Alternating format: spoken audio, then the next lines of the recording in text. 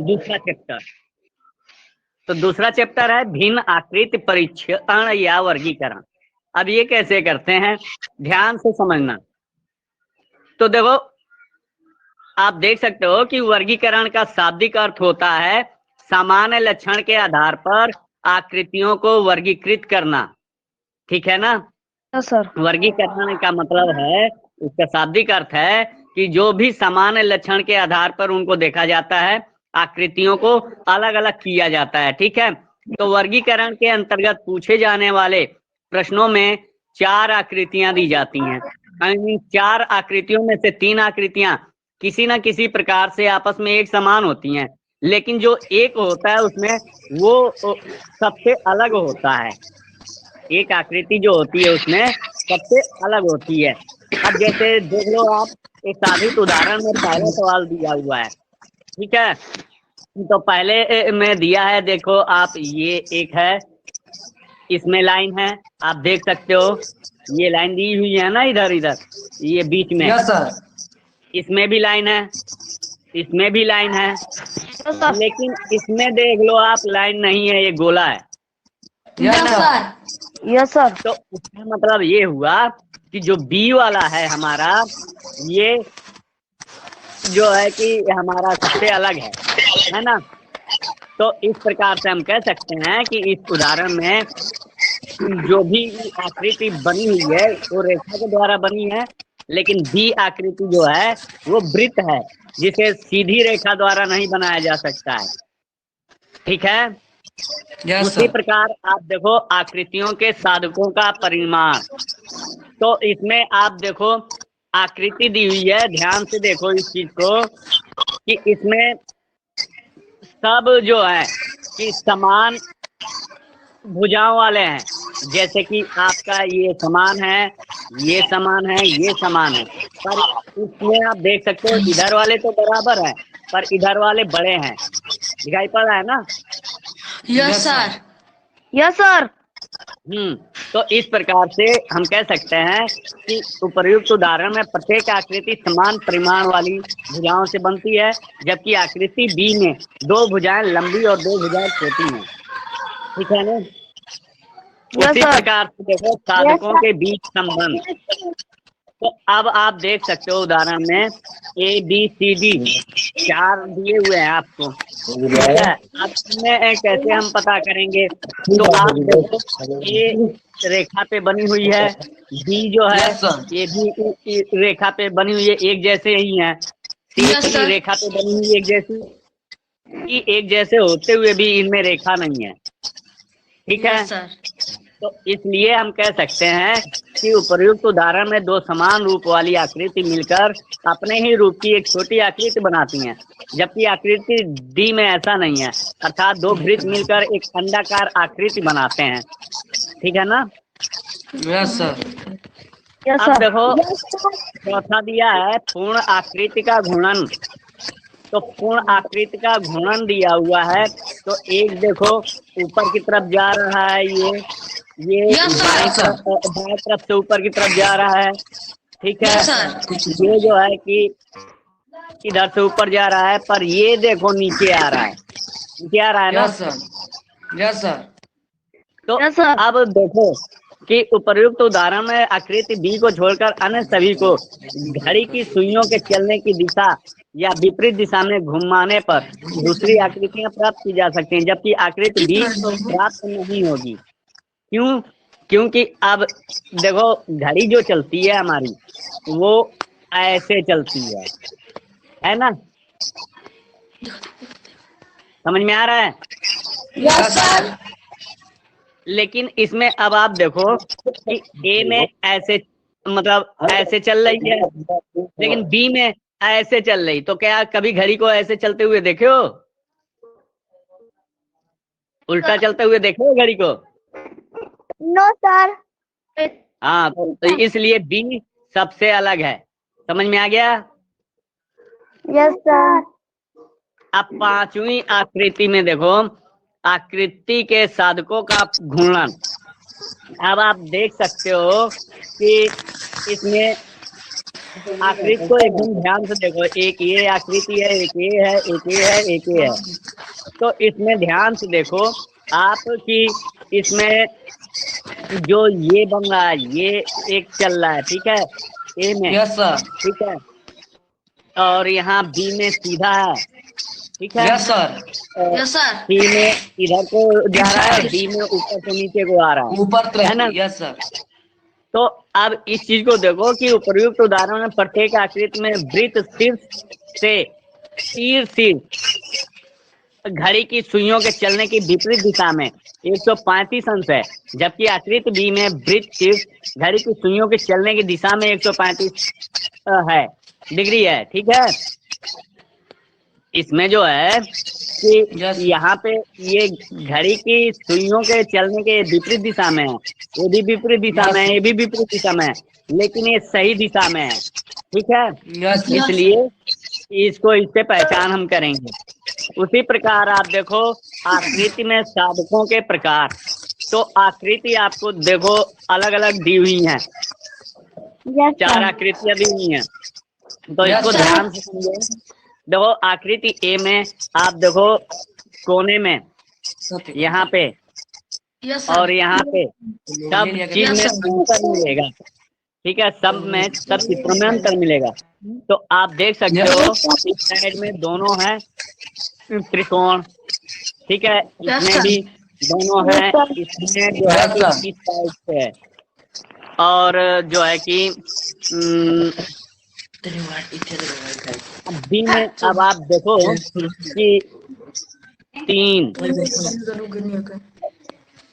एक मिनट, इसमें पहले वाले में 3 त्रिभुज हैं और 2 वो है, आप देख सकते हो स्क्वायर, ठीक है ना, 3 ट्रायंगल है, 2 स्क्वायर है पहले वाले में है, वहीं दूसरे वाले में 3 स्क्वायर है और 2 रेक्टेंगल है, ट्रायंगल है, और इसमें सी वाले में 2 स्क्वायर है और 3 ट्रायंगल है, और वहीं डी वाले में 3 ट्रायंगल है और 2 स्क्वायर है, यानी कि 3 त्रिभुज और 2 वर्ग हैं, है ना। लेकिन डी वाले में आपके क्या है, मात्र 2 ही त्रिभुज हैं और 3 वर्ग हैं, तो सबसे अलग हुआ ना बी वाला। तो इस तरह से उपयुक्त उदाहरण में प्रत्येक आकृति में त्रिभुज तथा वर्ग की डिजाइनों का अनुपात 3:2 है, जबकि आकृति बी में त्रिभुज तथा वर्ग का अनुपात 2:3 है, ठीक है ना। इसी प्रकार 7वां देखो आप, आकृति में साधकों की संख्या, आकृति में साधकों की अब संख्या दिया हुआ है, तो इसमें 4 तरह की आपको आकृतियां दी गई हैं, तो अब चारों में एक चीज की खासियत है, पहला देखो सबसे अलग है त्रिभुज, क्योंकि 3 भुजाएं हैं, चारों की 4-4 भुजाएं हैं, दिखाई पड़ रहा है ना। तो बाकी 3 की 4-4 भुजाएं हैं, पर पहले वाले की यानी कि ए की 3 ही भुजाएं हैं, इसका मतलब ए हमारा सबसे अलग है ना। तो उपयुक्त उदाहरण में प्रत्येक आकृति 4 भुजाओं की है, जबकि आकृति ए में 3 भुजाएं हैं। इसी प्रकार 8वां दिया है, आकृति की उन्नत या अभ्युन्नत स्थिति, ठीक है ना। तो अब आप ध्यान से देखो कि ए आपका कैसा है, बी कैसा है, सी कैसा है और डी कैसा है, सब अलग अलग चित्र हैं। तो अब उपयुक्त उदाहरण में प्रत्येक आकृति का आधार एक सरल रेखा है, ये देखो ये सरल रेखा, यहाँ भी सरल रेखा, यहाँ भी सरल रेखा आधार है ना, लेकिन इसका आधार नहीं ना है, नहीं है ना, नहीं सर। तो इसका मतलब बी सबसे अलग है, समझ में आ गया। इस तरह से हमें चित्रों को पहचानना होता है, ठीक है। अब इसमें देख लो 9वां सवाल जो है लिखने की विधि वाले में TNCL 4 दिए हुए हैं आकृति, ठीक है। तो अब इसमें देखो एन को हम बिना पेन उठाए लिख सकते हैं, लिख सकते हैं क्या? यस सर सर बी को हम वाला। बगैर पेन उठाए लिख सकते हैं, यस सर ए को बिना पेन उठाए लिख सकते हैं, यस लेकिन सर सी को हम बगैर पेन उठाए नहीं लिख सकते, यस सर है ना। तो इसका Yes, sir. मतलब तीन सबसे अलग है इसमें। तो उपयुक्त उदाहरण में प्रत्येक आकृति को बिना कलम के उठाए लिखा जा सकता है, जबकि आकृति ए को बिना कलम को उठाए नहीं लिखा जा सकता। ठीक है। यस सर उसके बाद से जो है कि 10वां आकृति का विभाजन दिया हुआ है। उदाहरण में देखो, आपको ये 4 चित्र दिए गए हैं। अब इसमें देखो, उपर्युक्त उदाहरण में आकृति ए को छोड़कर अन्य सभी आकृतियों को 4 समान भागों में विभाजित किया गया है। आप देख सकते हैं, 1 2 3 4, है ना। इसमें भी देखो 1 2 3 4, है ना। Yes sir. लेकिन इसमें आप देखो मात्र 2 ही हैं, है ना। Yes sir yes sir. इस प्रकार से ये चित्र आपका सबसे अलग है। समझ में आ गया। Yes sir. तो ये आपका नीचे अभ्यास दिया हुआ है, तो इसको आप प्रैक्टिस करोगे। ठीक है। अब हम आगे चलते हैं। तो सब आपके अभ्यास के लिए दी गई हैं। अब हम मैथ पे चलते हैं। ठीक है। यस सर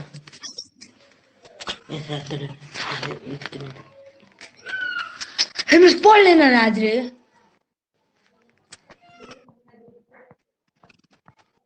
भगाओ तो रीति कर लो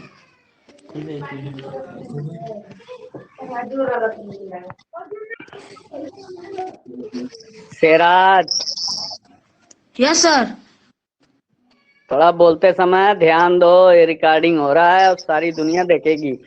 तो बोलने की जो तुम्हारी जो है कला शैली जो है वो बहुत ही खराब है। इस चीज को ध्यान में रखना। कौन सर? शेराज को कह रहे हैं। Yes sir. बोलने की शैली पे लगाम लगाओ। अंगणित पे अब हम आ गए। तो हमने Yes, sir. आपको इसमें प्राकृतिक संख्याएं, पूर्ण संख्याएं सब पढ़ाया हुआ है। ठीक है। Yes sir. लेकिन हम आपको फिर से ध्यान से देखो, समझा देते हैं दोबारा से, ताकि आपको ध्यान में रहे। तो संख्या और संख्या पद्धति में आपको हम बताते हैं प्राकृतिक संख्याएं क्या होती हैं। तो प्राकृतिक संख्याएं वो संख्याएं होती हैं जिसको कि हम गिनती करते हैं। गिनती में आने वाली जो भी संख्याएं होती हैं वो प्राकृतिक संख्याएं होती हैं, और ये 1 से शुरू होती हैं। समझ में आया। Yes, sir. प्राकृतिक Yes, sir. संख्याएं 1 से शुरू होती हैं। अब आता Yes, है sir. पूर्ण संख्या। ठीक है ना। तो पूर्ण संख्या क्या होता है? तो देखो, पूर्ण संख्या प्राकृतिक सारी संख्याएं पूर्ण संख्याएं होती हैं, लेकिन ये 0 से शुरू होती हैं। ठीक है ना। तो 0 Yes, से sir. शुरू होने वाली संख्याएं जो है कि पूर्ण संख्याएं होती हैं। इसका मतलब ये हुआ कि जो प्राकृतिक संख्याएं हैं, सभी प्राकृतिक संख्याएं पूर्ण संख्याएं हो सकती हैं, होती हैं। लेकिन सभी पूर्ण संख्याएं जो है कि प्राकृतिक संख्या नहीं होती है। इस चीज को नहीं ध्यान होती में है। रखें। ठीक है ना। Yes sir. अच्छा, अब होता है पूर्णांक संख्याएं। तो प्राकृतिक संख्याओं में शून्य तथा ऋणात्मक संख्याओं को भी सम्मिलित कर लिया जाए तो उन्हें पूर्णांक संख्याएं कहते हैं।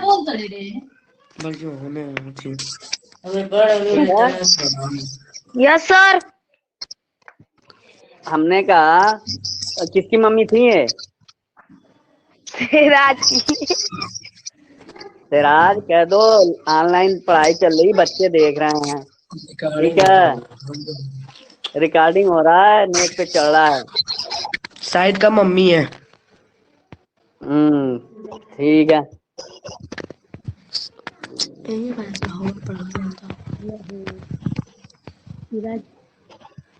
शुरू कीजिए सर जी। हाँ, तो अब देखो, अब सम संख्याएं। सम संख्याएं क्या होती हैं? जो कि 2 से भाग देने पर पूरी पूरी कट जाए। यस ठीक सर। है। Yes sir. वही विषम संख्याएं 2 से न कटे। ठीक है ना। Yes sir. अब एक होता है रूढ़ एवं अभाज्य संख्या। तो देखो, एक से बड़ी ऐसी प्राकृतिक संख्याएं जो एक या स्वयं से विभाजित हों वो रूढ़ या अभाज्य संख्याएं कहलाती हैं। यानी कि जिसका यस कि एक अपने सिवाय और एक के सिवाय जो संख्या नहीं कटती हैं वही संख्याएं होती हैं। ठीक है। Yes sir. इसके बाद अब आता है विषम भाज्य या यौगिक या फिर संयुक्त कहो या फिर समष्टि संख्याएं कहो। तो भाज्य संख्याएं क्या होती हैं? जो कि एक और स्वयं के अलावा तीसरी संख्या से भी विभाजित होती हैं। ठीक है ना। Yes sir. एक से विभाजित होता है, फिर अपनी खुद से विभाजित होता है, दो से तो विभाजित हो गया, उसके अलावा यस सर। जो संख्या हो किसी और संख्या से भी हो विभाजित होती हो वो होता है अपना भाज्य संख्या। ठीक है। Yes sir. इसके बाद अपना आता है जुड़वा अभाज्य संख्याएं। अब जुड़वा Yes, अभाज्य sir. संख्याएं क्या होती हैं? ठीक है ना। तो ऐसी दो लगातार अभाज्य संख्याएं जिनके बीच में एक भाज्य संख्या हो जुड़वा अभाज्य संख्याएं कहलाती हैं। ठीक है। Yes sir. जैसे 17 और 19 ये जुड़वा अभाज्य संख्याएं हैं क्योंकि इनके बीच एक भाज्य संख्या 18 है। ठीक। Yes sir. Yes sir.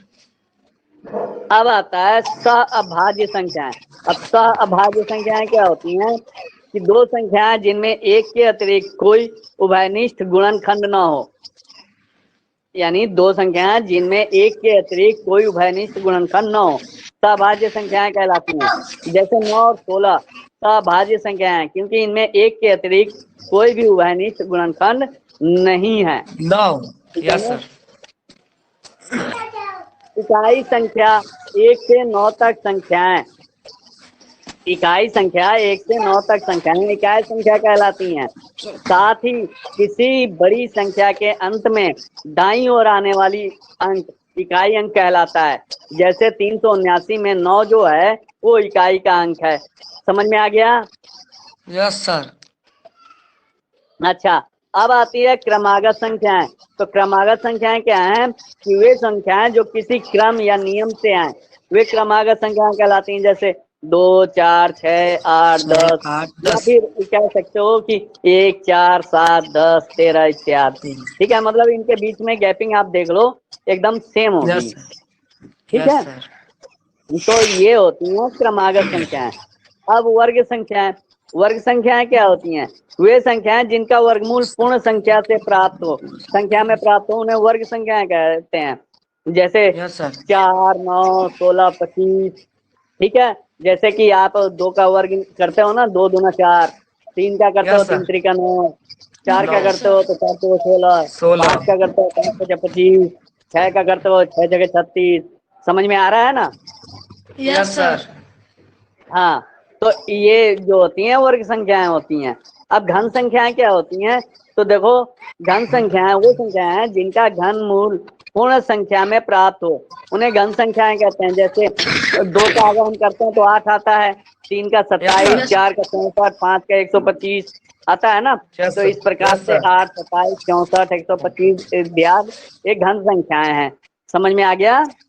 Yes sir. Yes sir. अब देखो अंकों के मान। अंकों के 2 मान होते हैं, वास्तविक या यस सर। शुद्ध मान। तो किसी अंक का वह मान जो कभी भी नहीं बदलता है उसे वास्तविक या शुद्ध मान कहते हैं। ठीक है ना। किसी यस सर। अंक का वह मान जो कभी भी नहीं बदलता है उसे वास्तविक या शुद्ध मान कहते हैं। जैसे 238 में 2 का वास्तविक मान 2, 3 का वास्तविक मान 3 तथा 8 का वास्तविक मान 8 है। समझ में आया? Yes sir. Yes sir. यानी कि वास्तविक मान वही संख्या होती है, जितने का पूछे वो जहां भी होगा उतनी ही होगी। ठीक है। अब वहीं स्थानीय यस मान सर। क्या होता है कि किसी अंक का वह मान जो उसके स्थान विशेष की स्थिति के अनुसार बदलता रहता है उसे स्थानीय मान कहा जाता है। जैसे 238 में 2 जो है सैकड़े के स्थान पे है, वहीं यस सर। 3 जो है आपका दहाई के स्थान पे है। तो 2 अगर सैकड़े के स्थान पे है तो 200 होगा, 3 दहाई के स्थान यस पे सर। है तो 30 होगा, 300। और 8 इकाई के स्थान पे है तो 8 होगा। तो ये होता है हमारा स्थानीय मान। समझ में आ गया? Yes sir.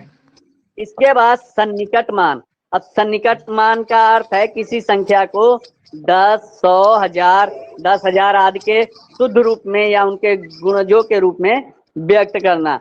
जैसे मान लो 78 का दहाई रूप में अगर हम निकालें सन्निकट मान, तो निकटवर्ती जो कहते हो निकटतम मान, ठीक है ना। तो 78 का अगर हम देखें तो 80 होगा और 72 का देखें तो 70 होगा। अब ये कैसे निकालते हैं तो ध्यान से समझो। अगर 5 या 5 से ऊपर आ जाता है तो अगली संख्या होती है, अगर वही 5 से नीचे रहता है तो पिछली संख्या हो जाती है। ठीक है, समझ में आ रहा है? Yes sir. हाँ, अब संख्याएं बड़ी तथा छोटी। तो देखो बड़ी से बड़ी संख्या, तो एक बात ध्यान रखना कि एक अंक की जो संख्या होती है बड़ी से बड़ी वो 9 होती है, यानी 9 से बड़ी कोई संख्या होती ही नहीं है। ठीक है, यस सर। तो वो जितने अंक की बड़ी से बड़ी संख्या पूछेगा आपको उतनी बार 9 लिख देना है, आपकी बड़ी से बड़ी संख्या आ जाएगी। ठीक है, यस सर। इसके बाद आता है छोटी से छोटी संख्या। तो आप देखो छोटी से छोटी संख्या क्या होता है कि 2 अंकों की छोटी से छोटी संख्या एक के आगे शेष शून्य लगाने से बनती है। ठीक है ना। जैसे छोटी Yes, sir. संख्या क्या होती है, 1 होती है, उससे भी छोटी संख्या 0 होती है, आपको पता है ना। Yes sir. तो हम 0 तो लिख नहीं सकते क्योंकि 0 संख्या होगी ही नहीं। Yes sir. 1 हमने लिखा और 1 के पीछे अब हम 0 डालते जाएंगे तो संख्या हमारी बनती जाएगी। ठीक है, तो अगर 2 अंकों का पूछ रहा है तो 1 लिख के 1 के 0 बढ़ा दो, 3 अंकों का पूछे तो 1 लिख के 2 0 बढ़ा दो, 4 अंकों का पूछे तो 1 लिख के 4 0 बढ़ा 3 0 बढ़ा दो। यस। समझ में आ गया ना? Yes sir. यस हाँ, सर। तो 1 लिख के और जितने बार पूछे 1 लिख के उससे एक कम 0 लगा देते हैं। समझ में आ गया? Yes sir. अच्छा, अब देखो, अब अंकों का क्रम भी होता है। वो कैसे होता है, एक आरोही होता है और एक अवरोही होता है। आरोही का मतलब होता है बढ़ते हुए अंक। ठीक है, आरोही क्रम जो होता है बढ़ते हुए और अवरोही क्रम जो होता है वो घटते हुए। समझ में आया? Yes yes sir. सर। तो अब देखो, आपका एक साधित उदाहरण दिया हुआ है, जिसको मैंने कल कहा था होमवर्क करने के लिए, पर आप लोगों ने होमवर्क नहीं किया है। तो इसको आप जो है करोगे ये होमवर्क, ये होमवर्क सर, हम करके लाके इस पे ही डालना है तुम्हें। ऐसी ध्यान रखना, आज 12 बजे रात से पहले पहले डाल देना इस पे। कैसे सर? क्या कर इसको हल करने के बाद आप, ठीक है, कॉपी इसको हल पे? करने के बाद, हाँ, कॉपी में हल करने के बाद इसकी आप फोटो खींचोगे। ठीक है, यस सर। और कहाँ से? यहाँ पे जो होमवर्क सेक्शन होगा वहाँ पे Yes, आप sir. जाओगे, अभी भी वहाँ पे चढ़ा हुआ है। ठीक है ना, यस सर। वहाँ से आपको इसको सबमिट करना होगा। समझ में आ गया? Yes sir. Yes sir.